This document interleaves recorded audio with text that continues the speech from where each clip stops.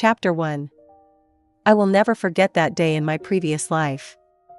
The night before, I had stayed up late finishing a report. Taking advantage of the weekend, I slept in, woke up naturally, had breakfast, took a shower, and then lounged on the sofa with a face mask on, unwinding while watching TV shows. Out of nowhere, a violent pounding on the door startled me. When I opened it, a strong, middle-aged woman, accompanied by 3 other women of similar build, stormed in. Before I could even ask who they were, the lead woman aggressively grabbed my hair, ripped off my face mask, and shouted to the others, "No mistake, this is the slut who's been sleeping with my husband, Mr. Smith. We can't let her get away with this today."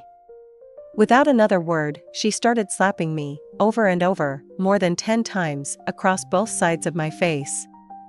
I fought to break free, but the other women held me down, pinning me so firmly that I couldn't move. My face quickly swelled up, distorting with pain as my features contorted and my skin burned from the strikes. As someone who had been single for years and never had a boyfriend, I was not going to take this lying down.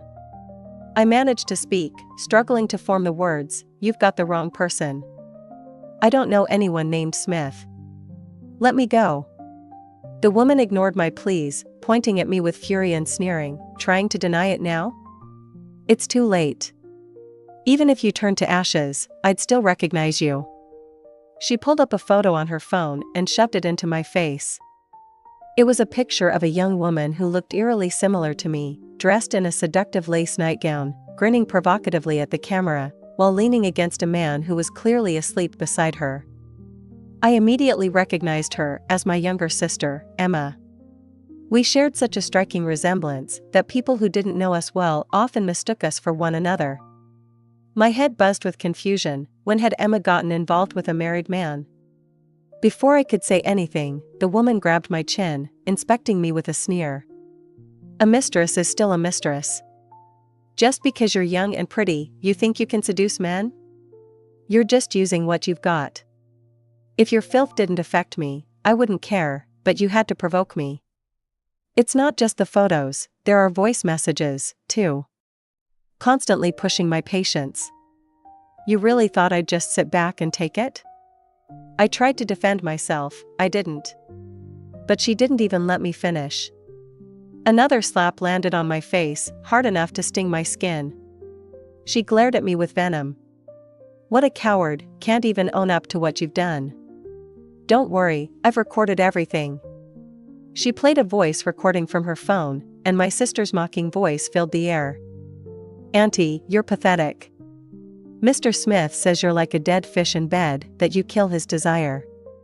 Unlike me, we go at it 5 or 6 times a night, and he can't get enough. Auntie, get a clue. Step aside. With your waist as thick as a barrel, Mr. Smith gets disgusted just looking at you. How could he still love you? Auntie, you got nothing on Valentine's Day, didn't you? Mr. Smith sent me a $520 red envelope. From now on, all his money will be spent on me." The recording continued, with Emma's taunts growing more and more vicious, inciting the woman's fury even more and driving her to escalate the violence. Chapter 2. I was beaten until my mouth was full of blood, my eyes swollen shut, barely able to open a slit. The woman then threw a pregnancy test at my face, sneering, "You manipulative mistress. You thought you could secure your position by leaving this in his car for me to find, huh? Do you really think a child will make you untouchable?" Her friends, equally furious, grabbed my hair and began hitting me again. "You filthy whore, thinking you could use a baby to push your way into the family. Who gave you the audacity? You sly fox, seducing my friend's husband. Let's see how arrogant you are once that baby is gone." One of the women, wearing high heels, jumped onto me, kicking my stomach with all her might. The others followed suit, relentlessly kicking and punching my abdomen. My internal organs felt like they were being shredded. The pain was so intense, I thought I might break in half, and I cried out in agony. But they would be disappointed, there was no child inside me. The woman looked down at me with a cruel sneer. "So, the little bastard is tough, huh? Not coming out, are you?" I barely managed to croak, "I'm not pregnant." I'm not the mistress. Please, just let me go." Her anger only deepened. "Not pregnant, and still you dared to use a pregnancy test to deceive me? You're truly reckless, pushing my limits again and again. Don't think for a second I'll let you off the hook." They ignored every word I said, continuing to beat me for hours until I passed out from the pain. When I finally regained consciousness, I was lying on the cold floor, hoping the nightmare was over.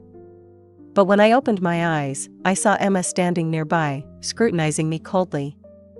I didn't have the energy to ask why she had caused all this chaos and made me take the fall for her affair. Instead, I begged her to take me to the hospital. She clicked her tongue, clearly displeased. "Looks like that woman didn't do a good enough job. This wasn't painful enough to make her suffer. I'll have to handle things myself. Dear sister, for my future happiness, I'm afraid you'll need to sacrifice a little more." Before I could even process her words, she grabbed my head and slammed it into the floor, over and over, with such force that I thought my skull might crack. I lost consciousness again. Chapter 3. When I woke up, it was a week later. Emma had reported the incident to the police, providing evidence that the woman, Linda Brown, had led the assault against me. She had secretly installed cameras in my house, recording the brutal scene of Linda and her friends breaking in and attacking me. After I was hospitalized, doctors diagnosed me with permanent brain damage, and it was determined that I would be bedridden for the rest of my life. Emma, as my family member, refused any settlement and demanded that Linda be severely punished. In the end, Linda was sentenced to 3 years in prison for breaking and entering and intentional injury, with undeniable evidence against her. She was also ordered to pay $80,000 in compensation. Her 3 friends, hoping to avoid prison time, each paid an additional $30,000 to me. The total compensation of $170,000 went straight into Emma's pocket. Despite being the actual victim, I saw no benefit, while Emma, the true instigator, reaped all the rewards. With Linda imprisoned, Emma successfully married Mr. Smith, securing her position. As for me, now a useless burden, paralyzed and bedridden, she naturally refused to continue supporting me. She claimed she was transferring me to the best care, moving me to a private hospital. But when no one was around, she unplugged my oxygen tank, leaned in close to whisper in my ear, "Dear Eliana, don't blame me. You were always destined to be unwanted, to die alone. It's better to join our foolish mother. I'll take care of the family fortune." I stared at the sister I had always loved and cared for, unable to believe that she could betray me like this. I died with hatred and regret. Emma inherited everything I had worked so hard to build and lived a carefree, luxurious life. I never imagined I would get a second chance. When I opened my eyes again, I was back to the day before Linda's visit. Seeing Emma in the shower, I silently took her phone, unlocked it using her birthday as the passcode, and quickly took screenshots of crucial information. I sent the screenshots to my WeChat account before deleting all evidence from her phone. I carefully returned the phone to its original place, just before she came out. This time, I would make sure all her schemes fell apart. Chapter 4. The weekend arrived, bringing with it that day, the one I could never forget from my previous life. I played my part perfectly, just as I had planned. After a long shower, I curled up on the couch, watching a drama series. On the surface, everything seemed normal. But just as expected, the peace shattered with loud, angry banging on the door. Rising with an annoyed sigh, I made my way to the door and opened it. Linda barged in without hesitation, her 3 equally furious friends trailing behind her like a storm about to wreak havoc. Startled, I stepped back and shouted, "Who are you people? What do you think you're doing breaking into my house?" Linda's eyes narrowed as she ripped the sheet mask off my face, scrutinizing me with a mixture of disdain and rage. No mistake. This is her, the little tramp messing around with my husband. Ladies, let's show her what happens when you cross me. Before I could react, she grabbed my collar and yanked me out onto the balcony. The first slap landed hard across my cheek, the sharp sound echoing in the air. Then came another. Just like in my previous life, they didn't stop. The four of them took turns unleashing their fury, beating me until I felt like every bone in my body was about to shatter. Blow after blow, their torment stretched on for what felt like hours until I finally blacked out. When I came to, the first thing I saw was Emma crouching beside me, her expression unreadable as she looked me over. "Emma, help me." I croaked weakly, barely able to speak. "I need to go to the hospital." Her lips curled into a cruel smile. Instead of helping, she grabbed a fistful of my hair and yanked my head back. "Linda and her friends didn't hit you hard enough," she sneered. Just as she raised my head, clearly intending to slam it into the floor, she froze. Her hands trembled, and her face paled as she looked behind her. Her voice came out as a shaky whisper. What are you doing here?" Following her gaze, I turned to see Linda standing in the doorway, her arms crossed. Behind her were her three brawny, hot-tempered friends, all of them glaring daggers at Emma. I pushed myself up from the floor, slowly and deliberately. Reaching into my pocket, I pulled out a damp tissue and wiped away the fake blood smeared around my mouth, as well as the carefully painted bruises on my face. This scene left Emma utterly stunned, her wide eyes filled with disbelief. For a long moment, she just stood there, unable to process what had just happened. She probably never imagined, not in her wildest dreams, that her carefully laid trap would fail so spectacularly. What she didn't know was that I had already gone to Linda and revealed who I really was. It all started when I found Linda's contact on Emma's phone. Without hesitation, I added her and introduced myself, arranging to meet her face to face. The moment Linda saw me, her expression turned suspicious. It wasn't surprising, my resemblance to Emma was undeniable. She immediately assumed I was there to provoke her, thinking I was Emma trying to escalate things. Her infamous temper flared, and she looked ready to make her move. But I came prepared. With just one carefully calculated move, I shattered her doubts and completely turned the situation in my favor. Chapter 5. How do I know you're not just another mistress trying to cover your tracks? Linda had demanded when we met. In response, I placed a photo of Emma and me on the table between us. "The woman you're after is my sister, Emma," I began. "I'm Ileana, her older sister. We're only 2 years apart, and people often say we look like twins. Even our father sometimes has trouble telling us apart. But there's one key difference between us." Linda raised an eyebrow, clearly unconvinced but intrigued enough to listen. "Emma? She's got plenty of experience with relationships, especially with older men, your husband included." "Me?" I leaned forward slightly, meeting her gaze head-on. "I've never even been in a relationship before. I've been single my whole life. Hell, even the mosquitoes that buzz around me are female. If you're still not convinced, I'd be happy to go to a doctor with you and prove I'm still a virgin." Linda studied me closely, her skepticism giving way to a flicker of doubt. "Even if you're not the mistress, you're her sister. So why are you here, throwing her under the bus? What's your angle?" Her words didn't surprise me. Given what Emma had done to her, it was only natural for her to assume I wasn't much better. I took a deep breath and explained. "Tomorrow, Emma is going to message you. She'll taunt you and accidentally leak her location, knowing it'll provoke you into coming after her. She wants you to confront her, but she's planning to pin everything on me. She's setting me up as the scapegoat." Linda's expression darkened as she leaned back, processing my words. "But if my dear sister is so eager to betray me," I added coldly, "you can bet I'm not going to sit back and take it."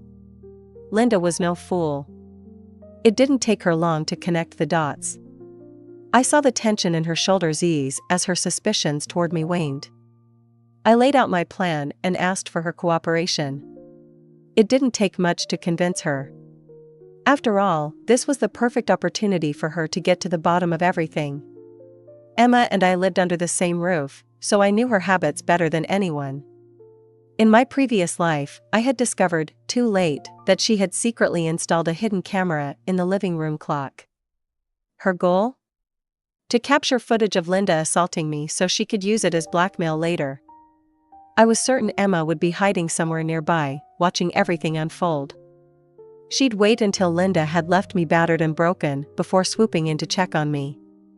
But there was one flaw in her plan: the balcony was a blind spot for the camera.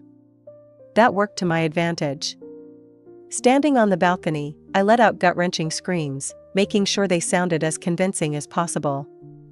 I even added the occasional crash for dramatic effect.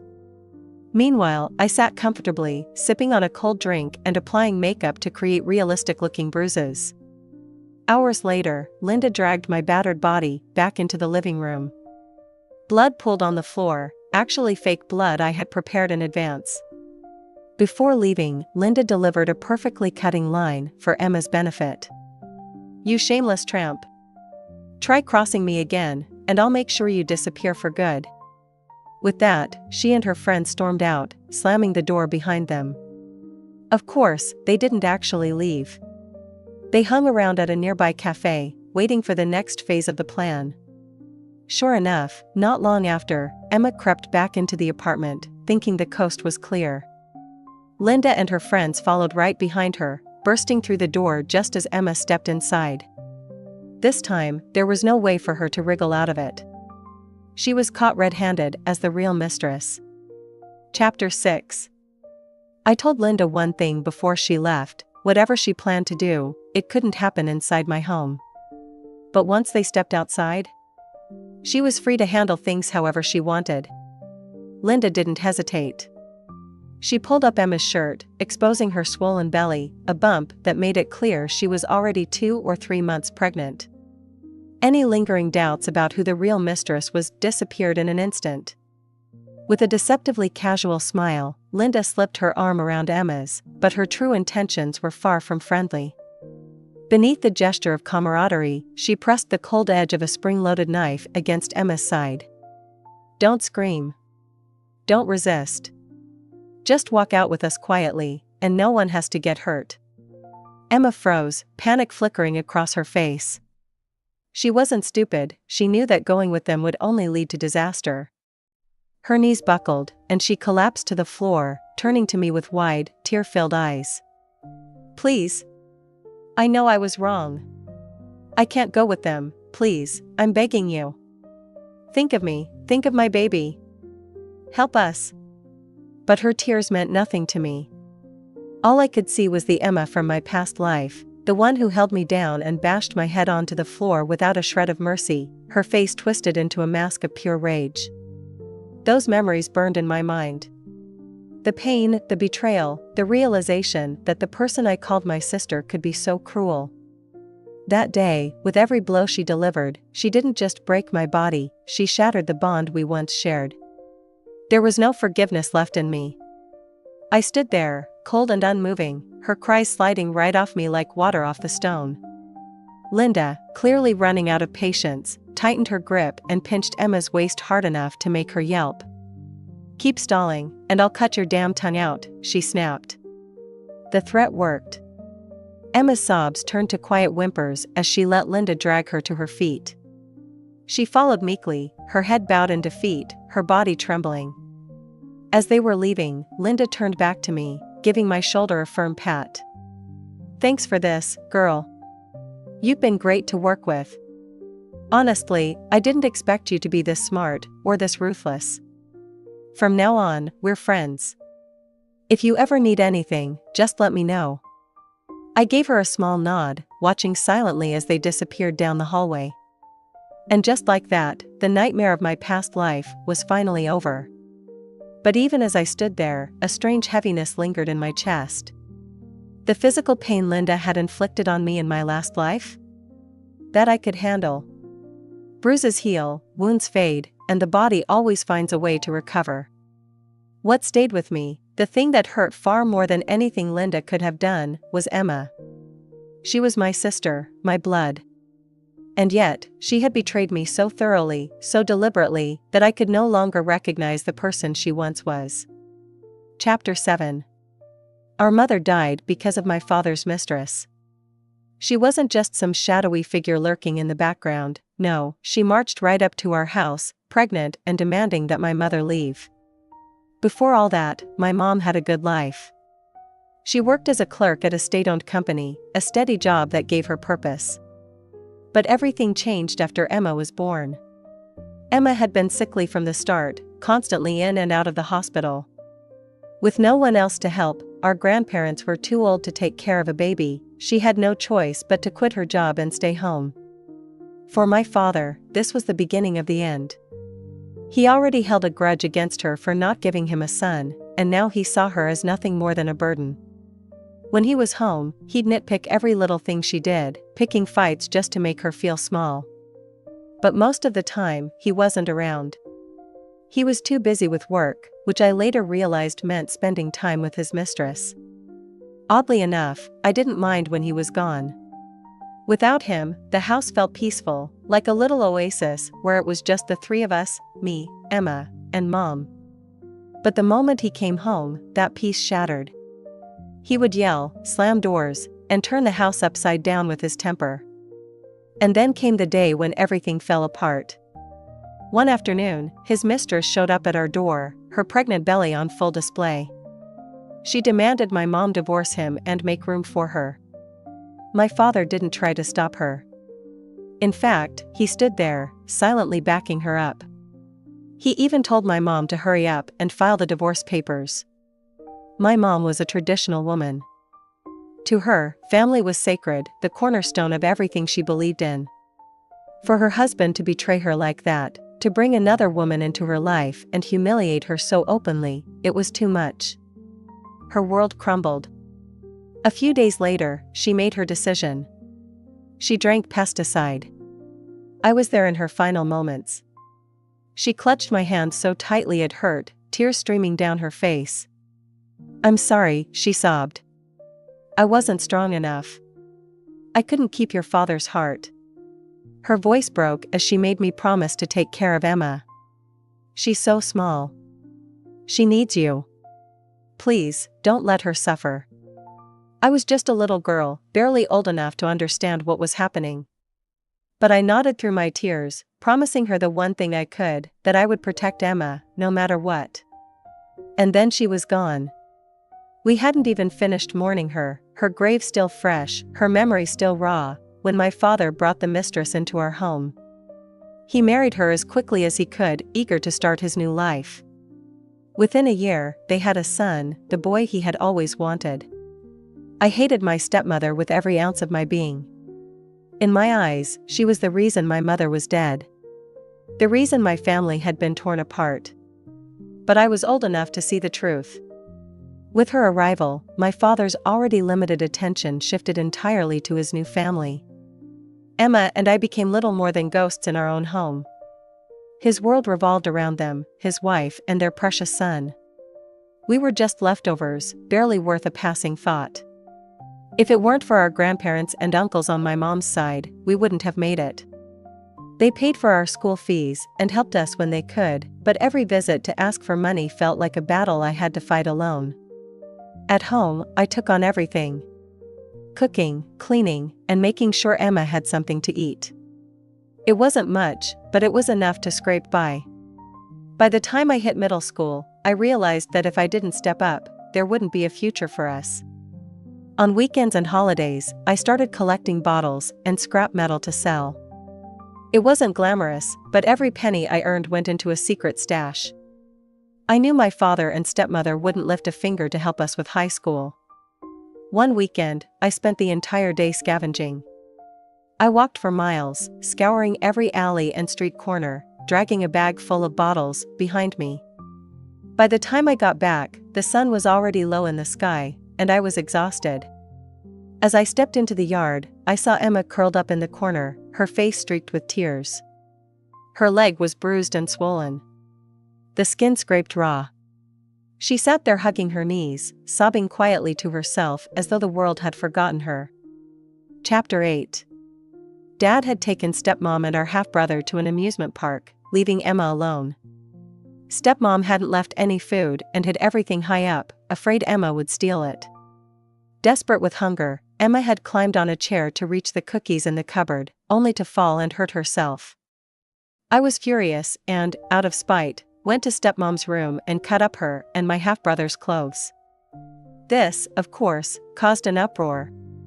When they returned and discovered what I had done, Dad beat me severely, forcing me to apologize to stepmom and my half-brother, or he would kick us out. I was stubborn, having endured enough humiliation. Why should I apologize to the woman who caused Mom's death? But my defiance meant Dad didn't kick us out, though he only gave us one meal a day and moved our beds to the cramped, cold balcony, filled with junk and laundry. We were treated like garbage, excluded from the family. Emma often watched enviously from the balcony as Dad and stepmom doted on our half-brother, feeding him snacks. It broke my heart, and I vowed to succeed and buy a big house for us, giving Emma everything she lacked. I pushed myself to the limit, studying and working hard, getting into the best high school in the city.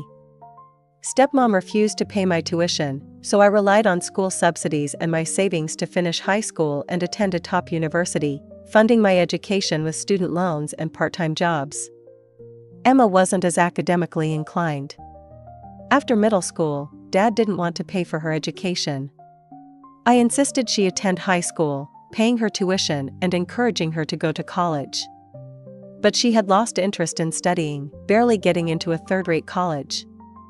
Fortunately, by then, I had made my first significant earnings from social media, enough to support her expenses, which far exceeded her classmates. To Dad and stepmom, I pretended to be poor. After graduation, I cut ties with them.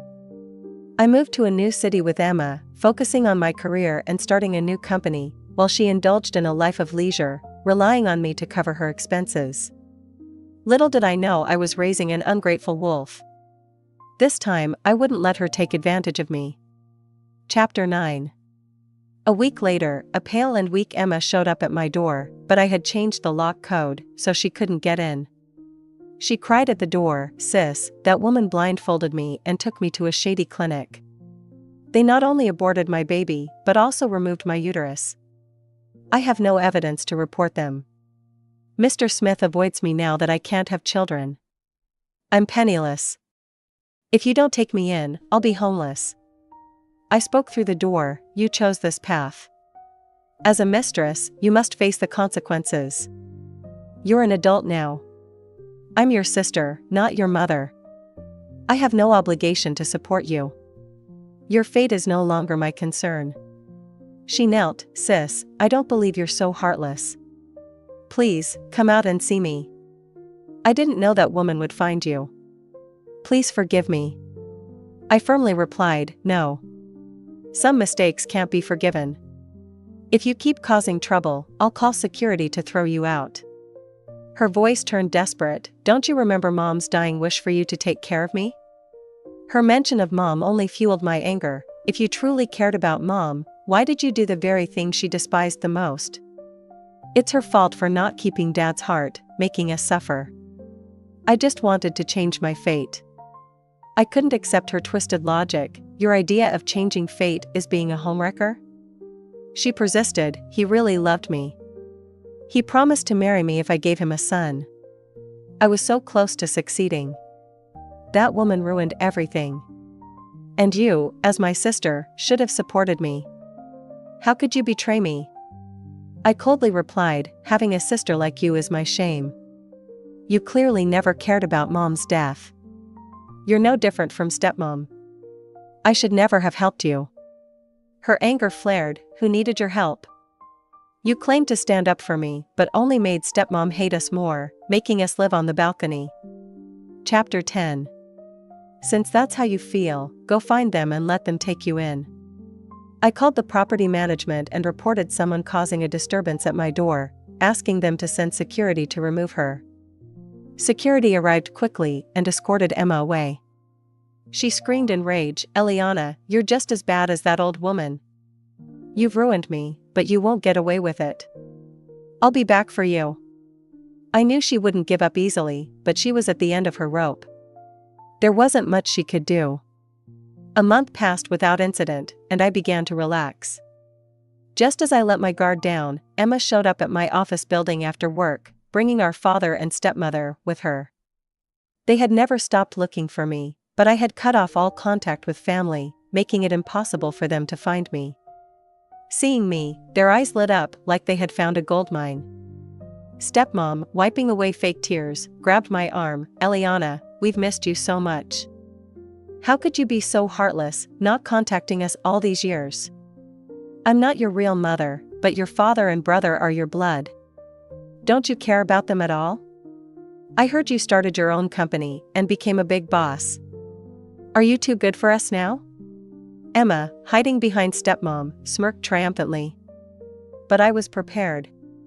I pulled out a document from my bag and handed it to stepmom.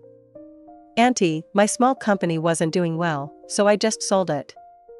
Here's the transfer contract. You can see for yourself." Then I showed them a stack of IOUs. "These are my debts, totaling over $2 million. I didn't contact you because I didn't want to drag you into this. The debt collectors are looking for my family.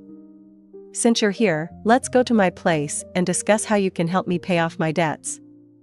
Dad and stepmom looked at me in disbelief, then turned to Emma for confirmation. Emma shouted, "Dad, stepmom, don't believe her. She has plenty of money. Her company makes millions in profit every year, and she bought a big house. These are fake documents to trick you." I shrugged. "I sold the house to pay off debts. If you don't believe me, you can check." I had anticipated this, so after my rebirth, I started handling my company and property matters. Since my business was in social media, I could work from anywhere. A competitor was interested in buying my company, so I sold it. I also listed my house with an agent, pricing it slightly below market value, and it sold quickly. I had also contacted Linda, who ran a loan business, and she helped me create the loan contracts and IOUs. Emma didn't believe me and took Dad and stepmom to my former house. She asked me to open the door, so I knocked. A middle-aged man answered, asking who we were. Emma accused him of being a fake and demanded to see his property deed. The man frowned, calling her crazy. I quickly explained that she was my sister and didn't believe I had sold the house, asking him to show the deed. Recognizing me as the previous owner, he obliged, showing the deed with his name on it. Seeing the deed, they had no more arguments. I then took them to my temporary rental, an old, run-down apartment. Chapter 11. Before we reached the door, we saw two burly men about to splash chicken blood on it. Seeing me, they raised their fists. "You better pay up, woman." I quickly tried to appease them. "Please, give me some time. My parents are here to help. I'll pay you back soon." One of the men glared at Dad, who immediately cowered behind me, trembling.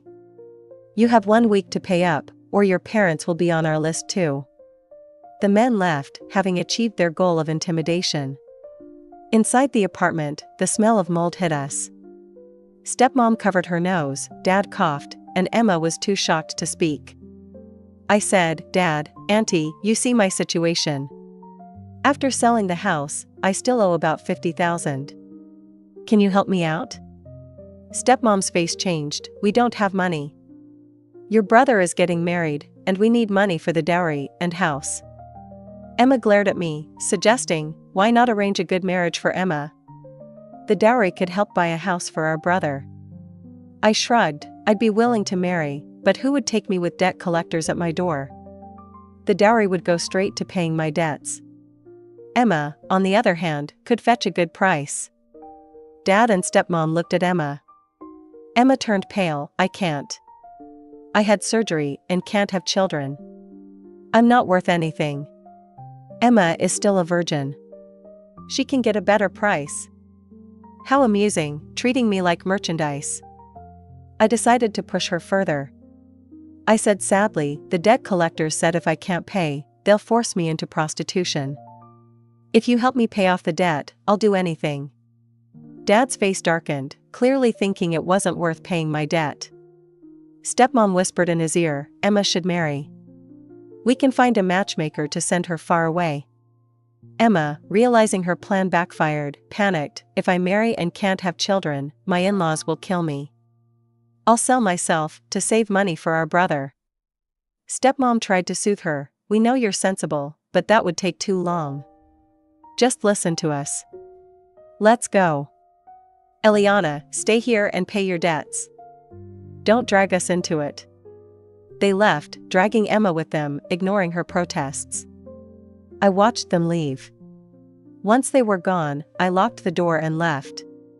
This was just a temporary rental to mislead them. I wouldn't see them again.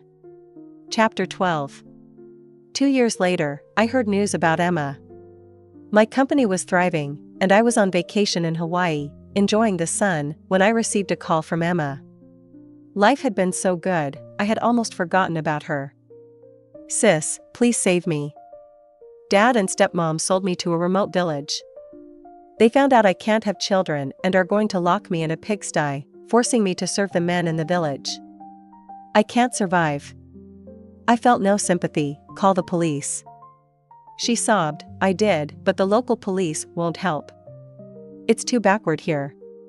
Please give Dad and stepmom money to find out where I am and get me out. I know I was wrong. I shouldn't have schemed against you. Only you and Mom truly cared for me. Please, have mercy. If I stay here, I'll die. I pretended to hesitate. It's not that I don't want to help, but I'm still in debt. My phone is dying. You should find another way. Good luck. I hung up before she could respond. No way was I going to be a fool again. 6 months later, shocking news came from home. Emma had escaped the village and returned to Dad and stepmom's house to steal money. They caught her and tried to sell her to an even more remote area. In a fit of rage, she stabbed them to death, took the money, and fled. She was soon caught, muttering about killing me. But I had moved to a new city, making it impossible for her to find me. Emma was sentenced to death and executed, finally disappearing from my life. I continued my carefree single life, enjoying every moment. The nightmares of the past were far behind me. Tomorrow would be a new day.